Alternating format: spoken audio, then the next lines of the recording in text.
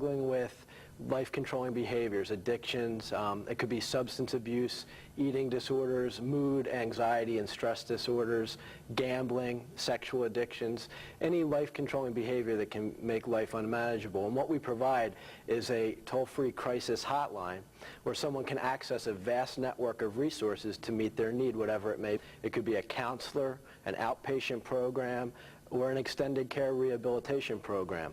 The counselor who answers the phone will ask questions, assess the need, and make some recommendations, and also provide intervention when necessary, and also educational services. That's great. Well, you really cover the whole gamut of all the problems that anyone could have for an individual or a family. And what I realized pretty quickly is that I wasn't alone. And what he was able to do is if someone, an employee, say a member from a union, was exhibiting symptoms on the job, say of depression or anxiety, or they were showing up intoxicated, or maybe chronic absenteeism, immediately management desires to deal with that in a disciplinary fashion. Sure. Well, what he was able to do is come alongside the member or the union and be a resource to get that person the medical attention that they need to go out under doctor's care, receive therapy if it's outpatient, or to go into a residential program to meet their needs so that they could return to the job fit for duty. And there may be a gentleman who 30 years of service in the union, done a great job, maybe 20 years ago struggled with alcoholism, but was able to have a victory and recovery for 20 years. But maybe something happens in his life, a divorce or a death in the family, where life starts to spiral out of control again and he picks up again. And should the family and all that he had done for 30 years be completely lost because of this?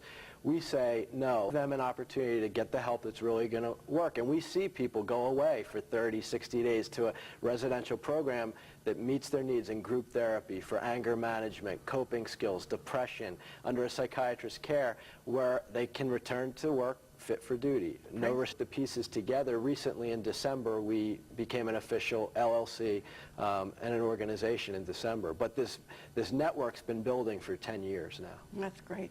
That they can't handle, that aren't appropriate for them, that maybe someone needs a medical detox for heroin or alcohol, or maybe they have a dual diagnosis. They have a mental health issue and a drug and alcohol issue that requires medications. Those type of calls can be referred to us as a single point contact. So I'm literally getting calls from all over the country. I've had calls from Alaska, California, Colorado, Arizona, just off the top of my head. So there's such a need for this. It doesn't really exist anywhere else. It's kind of a new idea, and there's such a need that we're being inundated. As soon as people find out about it and realize what it is, they call it. So. Now, we've had your website on under your name and different things so people can get in contact, and you can give them any information that they might want to have, and you can take it, from there. Yes, absolutely. Okay. Who can access your service? And maybe you can't answer all of this right now, but maybe we'll get part of it in. Well, the nice thing about the service is it's pretty much anyone, anywhere. Anybody that has a vested interest in helping the individual that's struggling or the family. I receive calls from pastors, counselors, psychologists, doctors, anyone that has a vested interest in helping in the situation and just wants to find out. So they may call and just start asking some questions, get some education, and then I can just tell them, have that person call me. Or we try to find one person in the family system that's motivated toward change, and work with them. I see. And so any way that we can access